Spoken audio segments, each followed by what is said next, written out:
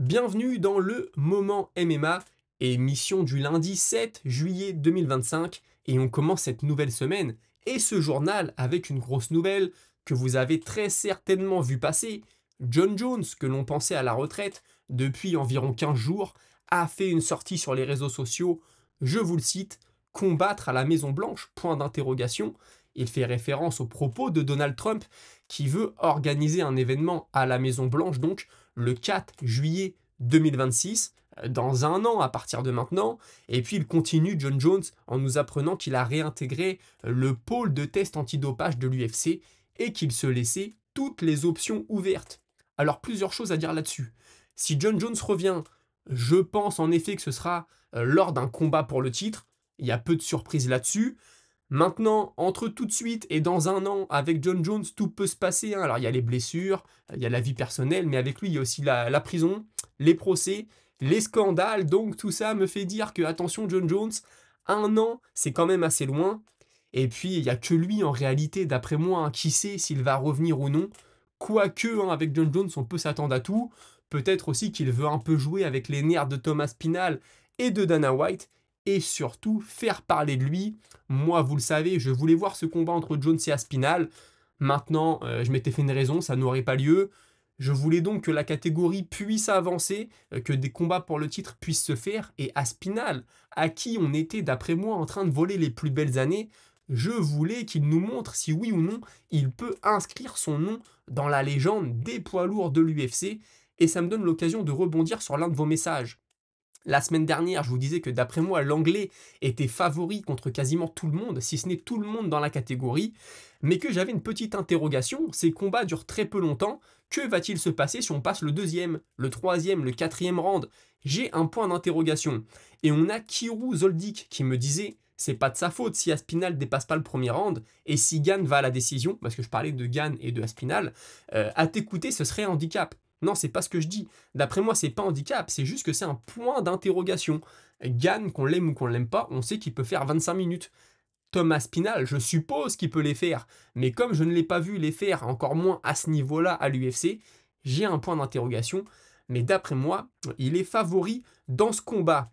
D'ailleurs, l'UFC à la Maison Blanche, qui pourrait être main event? Les paris sont ouverts et on a favori Dustin Poirier, plus 250. Pourtant, il a annoncé sa retraite, il combat dans 15 jours, 10-15 jours. Ensuite, c'est la retraite, mais il est favori pour être le main event. Juste derrière lui, Max Holloway, suivi de Sean O'Malley, Justin Gaethje, Sean Brady, Sean Strickland et Jon Jones n'arrivent qu'après ces gars-là à plus 800. Encore une fois, tout peut se passer en un an. Et puis Don Davis, le président du PFL, propose à Dana White d'être de la partie avec le PFL le 4 juillet 2026. Alors il propose une carte de dingue avec Ngannou en main event. Et puis la proposition finale, c'est le PFL dans l'après-midi et l'UFC dans la soirée. Connaissant Dana White, je pense que ça ne l'emballe pas du tout, mais peut-être que c'est le président Donald Trump qui choisira après tout. On passe à autre chose maintenant avec Caio Borraio qui va faire le déplacement en France pour affronter Nassourdine Imavov. On le sait, il a détaillé un peu la stratégie. Il veut mettre la pression aux Français et neutraliser sa vitesse. Il est aussi bien conscient qu'ils vont tous les deux prendre des coups, mais c'est là la clé du combat. Nassourdine Imavov, d'après lui, déteste prendre des coups, surtout au visage. Il a tendance à s'énerver dès qu'il se fait toucher et donc à laisser tomber le game plan. Ça lui fait perdre le contrôle, hein, pour le citer. Et il a pu parler, Caio Borraio, avec d'anciens sparring partners du français qui lui ont confié que même à l'entraînement, dès qu'il se faisait toucher au visage, il perdait pied, il ne gérait pas ses émotions. Caio Borraio le dit donc, je vais le battre grâce à ses propres émotions. Affaire à suivre. Puisqu'on parle de l'UFC Paris, Benoît Saint-Denis sera de la partie, c'est lui qui l'a annoncé. Contre qui, je ne sais pas. On parle de Fares Ziam, ça vient de l'agent de Ziam, Ali Abdelaziz, voilà, qui a fait savoir qu'il aimerait un combat entre les deux Français. Moi, personnellement, je pense qu'il y a quand même autre chose à faire. Les voir s'affronter pour la ceinture, ok. Les voir s'affronter pour une demi-finale, ok. Mais là, actuellement, là où ils en sont, je pense qu'il y a quand même d'autres choses à faire. Jamal Hill, qui nous fait un peu son mea culpa, lui qui a une communication très particulière. Je vous le cite, hein, j'ai beaucoup parlé de Khalil Rountree, j'ai dit qu'il n'était pas à mon niveau, etc. Et puis finalement, j'ai perdu. Bon, si je dois être honnête, je ne suis pas à mon niveau depuis plusieurs combats. Ça, il l'a déjà dit. J'ai vraiment besoin de prendre du temps pour me soigner, soigner mes blessures qui perdurent et dont je n'arrive pas à me séparer. Et puis ensuite, ce sera le moment de retourner à l'entraînement, retrouver mon vrai niveau et de réentrer dans la cage et d'aller récupérer ma ceinture, de poursuivre mon règne. Jamal Hill, c'est vrai qu'il n'est pas sur la meilleure série de sa vie, ça commence à devenir très compliqué. Un autre qui n'est pas sur la meilleure série de sa vie, Brendan Allen. Vous m'avez vu perdre, mais vous ne m'avez jamais vu quitter. Je ne suis pas un gars qui abandonne. J'ai appris de mes erreurs, j'ai appris des leçons, et c'est le moment de revenir à un autre niveau. Brendan Allen, il est sur 2 défaites consécutives, hein, si je ne dis pas de bêtises, Imavov et Hernandez, et il sera de retour le 19 juillet sur la même carte que Dustin Poirier. Il va affronter Marvin Vettori. Les deux se détestent, hein, il y a déjà eu des bagarres en dehors de la cage. On l'a vu, on avait diffusé les vidéos ici. Donc écoutez, moi c'est un combattant que j'aime bien, Brendan Allen. Je pense maintenant qu'il est un petit peu limité. Mais écoutez, sait-on jamais, il peut surprendre son monde. Movsar Evloev, impressionnant, une fois par semaine, pendant 1 heure, il fait 1500 pompes. Il explique que ça fait partie de sa routine d'entraînement, qu'à la base c'était seulement 1000 pompes en 1 heure, mais que lui pousse la chose maintenant à 1500. Et entre les séries de pompes, il ne s'arrête pas, et il fait de la corde à sauter. Ça a plutôt bluffé tout le monde sur Internet, donc je voulais vous le partager. Avant de parler de l'événement du week-end, petit message de Chacha Delacroix qui va me permettre d'approfondir un point dont j'ai déjà parlé. Si on doit faire des parallèles, Khabib s'est retiré invaincu à 32 ans après avoir surpris sa catégorie avec une nouvelle méta. Islam a aujourd'hui 33 ans. Il est champion et numéro 1 pound for pound depuis suffisamment longtemps pour ne plus surprendre avec son style et être une cible bien étudiée de ses adversaires. Nous allons sûrement assister bientôt à la chute du mythe d'invincibilité du clan. On peut ajouter que Oumar Nurmagomedov a perdu contre Merab. Ça va être un moment historique, surtout si c'est par des combattants comme Topuria. Pas de lutte, mais très bonne défense de lutte. Moi, je trouve qu'il a quand même une bonne lutte, Topuria. Il tape comme un bœuf, il est chirurgical et il envoie 0 kick. Alors ça, j'en ai déjà parlé, hein. Khabib, c'est vrai, il est arrivé avec quelque chose de nouveau. Il a donné énormément d'avance aux Dagestanais. Mais quand c'est comme ça, t'as la cible dans le dos. Tout le monde travaille pour te rattraper. Et là, on voit que l'écart commence à se réduire petit à petit. Makachev a de plus en plus de mal dans ses défenses de titre. Je parle pas de Moïcano, mais Volkanovski, la première fois, c'était dur. Poirier, c'était dur. Tu sens que les gars ont travaillé. On peut dire que les Dagestanais, qu'on les aime ou qu'on les aime pas, ils auront aidé à élever le niveau général. C'est vraiment ce que je pense. Et puis oui, si c'est Topuria qui vient battre Makachev, vu comment Topuria parle, vu l'engouement qu'il y a autour de Topuria, bien sûr que ça fera énormément parler. Ce week-end, c'est le retour de l'UFC. Derrick Lewis, hein, je vous affiche la carte, contre Tyson Teixeira. On aura aussi Thompson contre Bonfim, Qatar contre Garcia, Landwehr contre Morgan Charrière. Charrière, c'est un combat pour briller, ça. Landwehr, il a un bon petit nom. Il amène à chaque fois une certaine folie. Ça finit souvent en bain de sang. De par son style, Landwehr laisse des places au contre. Morgan Charrière pourrait en profiter. Et donc, pourquoi pas se faire un nom à l'international. C'est vraiment une très belle opportunité pour lui. Et ce sera aussi les débuts de Junior Tafa en poids lourd léger, lui qui combattait avant ça chez les poids lourds. Je voulais quand même vous parler un petit peu de Derrick Lewis, ça fait un moment qu'on ne l'a pas vu. Il a une communication très particulière, tu ne sais jamais s'il est sérieux ou s'il est en train de déconner. Donc là, ce qu'il nous dit, c'est que tout ce qu'il sait de son adversaire, c'est que c'est un Brésilien, qu'il est grand et que comme c'est un poids lourd, il doit frapper plutôt fort. Lui, il ne regarde pas les combats de ses adversaires, c'est le travail de ses coachs, et lui, il applique ce que font ses coachs. Son objectif, c'est de le mettre KO au premier round. Lui, les 25 minutes, c'est pas fait pour lui. Faut taper fort. Par contre, il a confié assez sérieusement qu'il ne s'était jamais autant entraîné. C'est tout ce qu'on peut, c'est tout ce qu'on peut souhaiter. Pardon. C'est vrai qu'il a un sacré morceau face à lui. Il réussit aussi plutôt bien contre les grands d'Eric Lewis, hein. Le journaliste lui fait remarquer. Il y a eu Volkov, il y a eu Travis Brown. Il était ressorti victorieux à chaque fois. Petite blague de Lewis. C'est vrai que j'ai réussi très bien contre les grands gabarits. Il s'aligne parfaitement avec ma droite. On commence à connaître le personnage. Mais ce week-end, ça peut être l'occasion pour lui de scorer sa 20e victoire à l'UFC. Ça n'est pas rien, je crois qu'il n'y a que 12 combattants qui ont réussi ça. Dans sa catégorie, le record, c'est Arlovski. Arlovski qui est à 23. Lui, il pense que 23, c'est jouable dès 2026. puisqu'une fois qu'il aura gagné ce week-end, il veut combattre encore 2 fois en 2025. Donc en 2026, il peut largement dépasser les 23 victoires.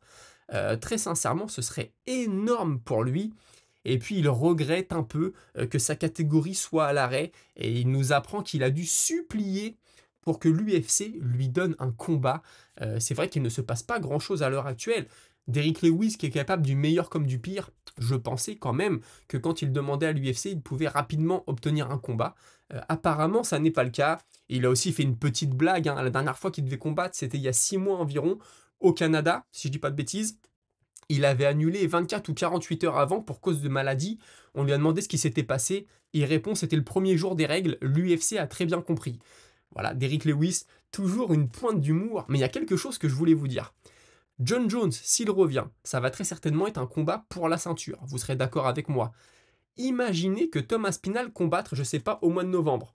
Il réussit à devenir champion incontesté. Là, il est intérim. Bon, il bascule champion incontesté. Enfin bref. Il défend contre n'importe qui. Thomas Spinal est champion. Imaginez qu'au mois de mars ou au mois d'avril, ils doivent de nouveau défendre sa ceinture.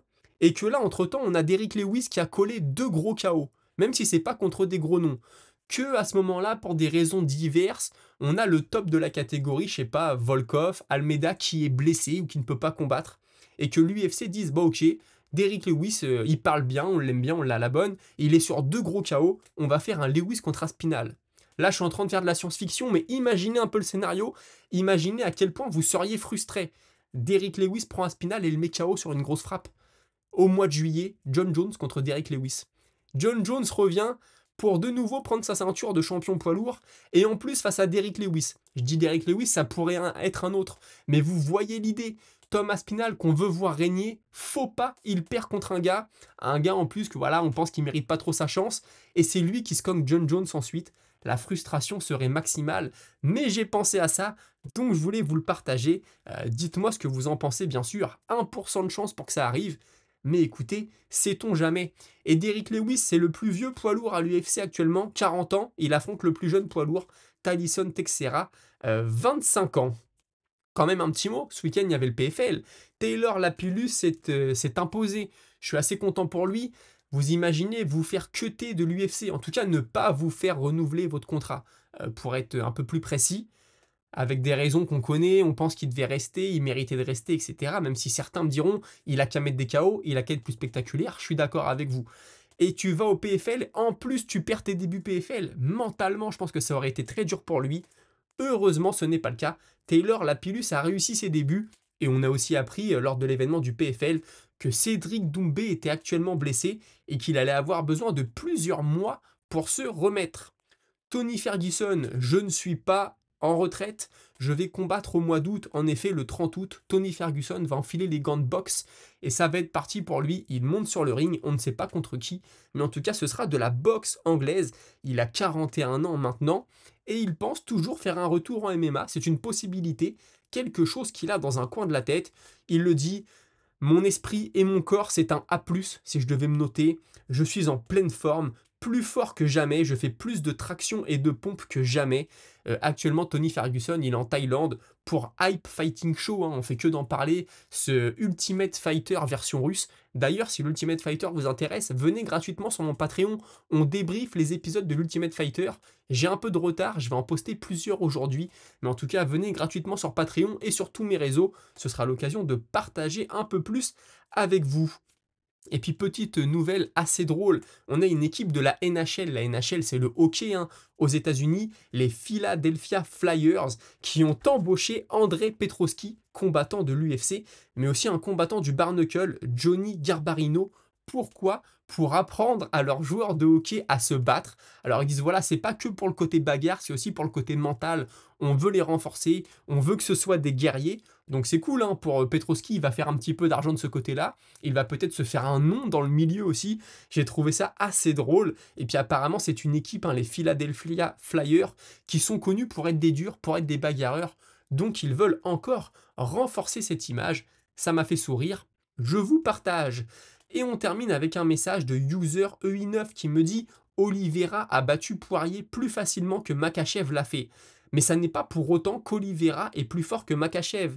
Donc le fait que Paddy a battu Chandler plus facilement qu'Oliveira n'indique en rien son niveau. Le MMA, c'est pas des maths, je le dis tout le temps, c'est pas parce que A a battu B, que B a battu C, que A va battre C. C'est pas comme ça le MMA. Je vois très bien ce que tu veux dire. Et tu ajoutes encore qu'Oliveira avait déjà battu la version Prime de UFC Chandler la première fois par TKO au début du deuxième round. Ce Chandler qui avait battu Dan Hooker et Tony Ferguson et qui était passé à un crochet de mettre KO Geji et Poirier dans le temps. Paddy se serait fait atomiser par ce Chandler.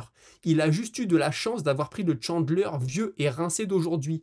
Pour moi, Paddy n'a encore rien prouvé à haut niveau d'adversité. L'UFC construit sa carrière intelligemment pour le moment, donc il reste surcoté jusqu'à preuve du contraire.